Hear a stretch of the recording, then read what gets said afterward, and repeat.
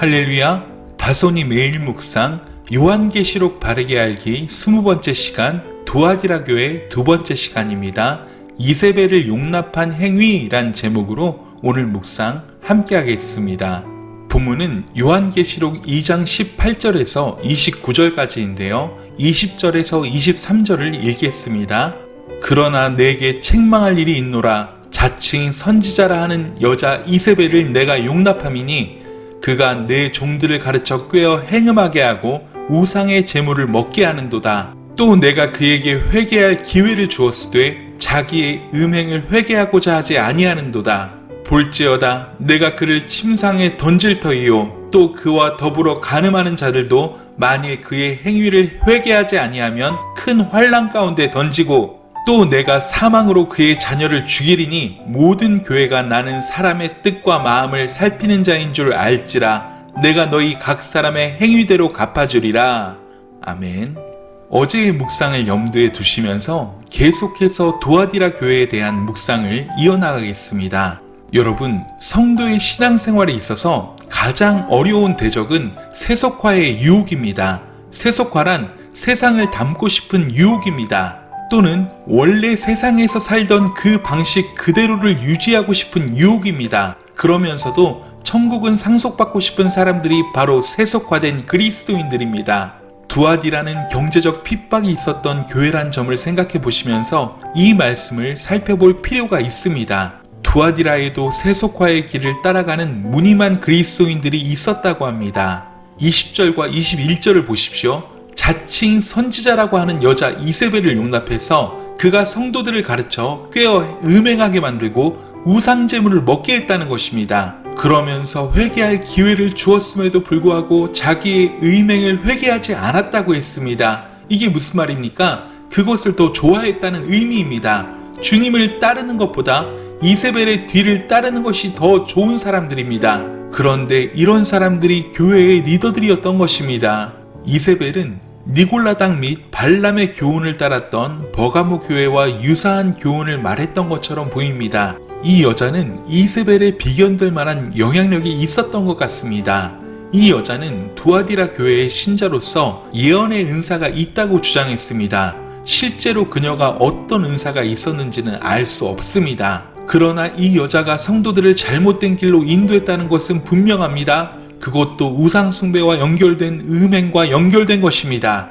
실제로 수많은 잘못된 유사 기독교가 음행과 연결되어 있음을 놓치지 마십시오. 기독교의 중요한 윤리 가운데 음행을 풀어놓으면 기독교는 더 이상 하나님이 창조하신 한 남자와 한 여자의 윤리에 매이지 않아도 되는 것입니다. 그래서 우상숭배는 거의 음행과 연결되어 있습니다. 그런데 이 여자 역시 성도들에게 음행이 심각한 문제가 아니라고 가르쳤던 것입니다. 그것은 20절 말씀을 보면 확실해집니다. 그가 내 종들을 가르쳐 꾀어 행음하게 하고 우상의 재물을 먹게 했다고 말씀합니다. 이세벨은 두아디라의 상황을 충분히 설득력 있게 제시했을 수 있습니다. 두아디라의 문제는 이런 것이었습니다. 두아디라는 대부분이 상인들로 구성되어 있습니다. 이 상인들은 각자가 종사하는 직종의 길드에 가입해 있었습니다. 도공조합, 천막 제조자 조합과 같은 조합들은 도시의 회관을 소유하고 있기도 했습니다. 이 조합에서 친목과 모든 시민 활동이 이루어졌습니다. 여기서 보통 조합들은 일주일에 한 번 정도 연회를 베풀었습니다. 그 연회는 우상숭배에 초점을 맞추고 있었습니다.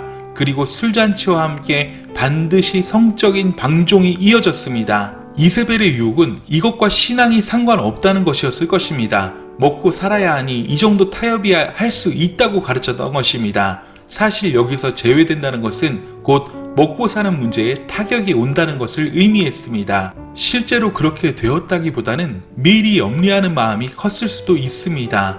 아무튼 이세벨은 양심에 거리낌 없이 예수도 믿고 조합의 행사에도 참여할 수 있는 길을 열어준 것입니다. 여기에 교회에 타협이 있습니다. 타협은 하기 시작하면 끝이 없습니다. 이세벨의 유혹을 용납한 교회는 점점 교회로서 힘을 잃었을 것입니다. 세상도 교회에 기대를 합니다. 그런데 교회가 그 기대에 못 미치면 등을 돌리는 것입니다. 주님은 이런 세속화된 그리스도인들에게 회개할 기회를 주었다고 말씀합니다. 이상하게도 이런 사람들이 세력을 형성하면 힘을 얻습니다. 그래서 나름 교리를 만들고 합법화시킵니다. 그러면 이제는 합법적으로 이세벨을 따르면서 구원을 받을 수 있는 이상한 교리가 생기는 것입니다. 그래서 회개하지 않는 것입니다. 자신들이 옳다고 스스로 세뇌하기 때문입니다. 이런 세속화된 성도, 세속화된 교회를 주님은 싫어하십니다. 주님은 두아디라 교회가 스스로 이런 성도들을 처리하고 거룩한 교회로 거듭나길 원하셨습니다. 그런데 오히려 교회가 세속화되고 이런 사람들에 의해서 교회의 순결을 잃어버릴 상황에 처하게 된 것입니다. 그러므로 주님이 말씀하십니다. 고난 가운데 던지고 사망으로 그의 자녀, 즉 이세벨의 자녀들을 죽이겠다고 하십니다. 그러면서 다시 천명하십니다. 모든 교회가 나는 사람의 뜻과 마음을 살피는 자인 줄 알지라고 말입니다. 불꽃 같은 눈으로 바라보신다는 것입니다.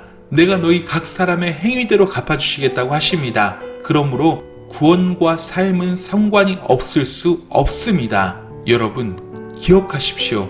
불꽃 같은 눈으로 우리를 살피시는 주님은 교회를 붙잡고 계시는 주님이시기도 하지만 이세벨의 교훈을 쫓는 자들을 심판하시는 분이시기도 합니다.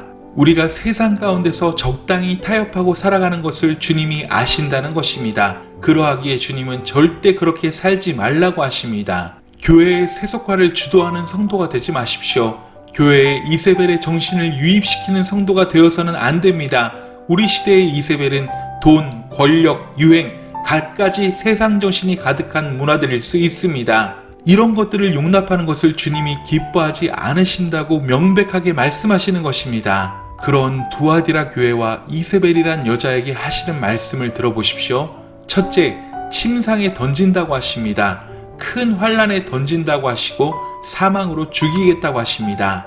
침상에 던진다는 것은 질병에 걸려 아프게 한다는 상황을 표현합니다. 구약에서 침상은 심각한 질병에 대한 은유이기 때문입니다. 또한 침상은 음행의 상징으로서 이세벨이 저지른 음행을 역으로 침상을 통해 고통당하게 하시겠다는 의미가 됩니다. 여기서 문제가 되는 것은 이세벨이란 여자가 아닙니다. 그와 함께 간음하는 자들이 문제입니다. 이들이 누구입니까?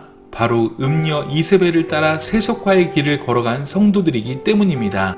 이들에게는 회개의 기회가 주어져 있습니다. 만약 아무리 성도들이라고 할지라도 지속적으로 또한 고의적으로 이런 삶을 살아간다면 그는 큰 환난에 빠지게 될 것입니다. 이들은 그래도 가능성이 있는 그룹입니다.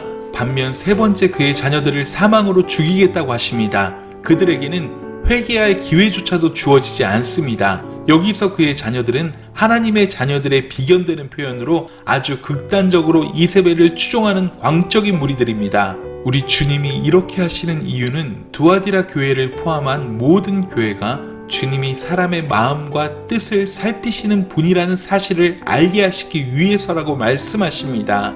그러면서 행위대로 갚아주시겠다고 말씀하시는 것입니다. 기독교는 행위로 구원을 얻는 종교가 아닙니다. 그러나 행위가 아무래도 상관이 없다는 의미는 아닙니다. 주님은 우리의 행위를 불꽃 같은 눈으로 살피십니다. 구원 이후에는 구원받은 백성다운 생활과 규범이 필요하다는 것입니다. 주님은 불꽃 같은 눈으로 우리의 삶이 주님을 향해 있는가를 보십니다.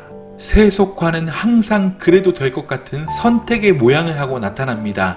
그리고 꼭 그럴듯한 사람을 통해서 들어오게 됩니다.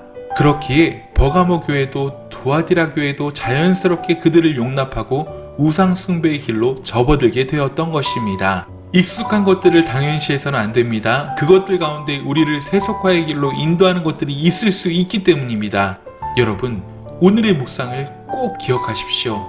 오늘의 묵상을 기억하시면서 내 삶 가운데 혹여라도 이세벨의 행위를 용납하고 있지는 않은지, 세속화에 물들어 있는 삶의 모양은 없는지 깊이 돌아보시는 은혜가 있기를 간절히 소원합니다. 계속해서 내일 두아디라 교회에 대한 마지막 묵상을 이어나갈 텐데요. 주님이 원하시는 교회와 성도의 모습이 무엇인지 말씀을 통해 깊이 고민하고 점검하는 저와 여러분이 되길 간절히 소망합니다.